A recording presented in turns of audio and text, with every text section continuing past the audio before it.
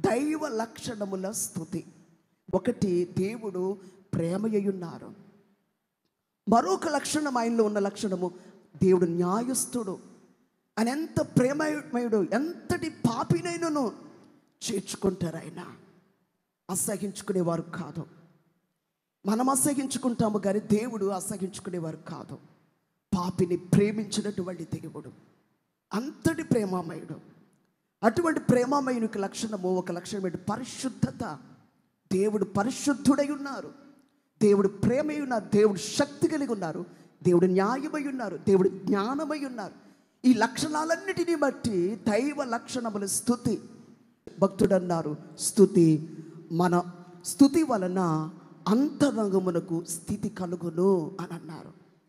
ప్రార్థన ఎంత గొప్పదో, ప్రార్థన కంటే గొప్పది దేవునికి చేయు స్తుతి. స్తుతి వలన అంతరంగమునకు స్థితి కలుగును, ఆ స్థితిని బట్టియే పరలోకపు గతి ఉండును అని అన్నారు. స్తుతి వలన అంతరంగ స్థితి, నీ అంతరంగ స్థితి స్తుతి వలనే ఉంటుంది. స్తుతి దేవునికి పరిమళ వాసన అని అన్నారు. స్తుతి దేవునికి పరిమళ వాసన.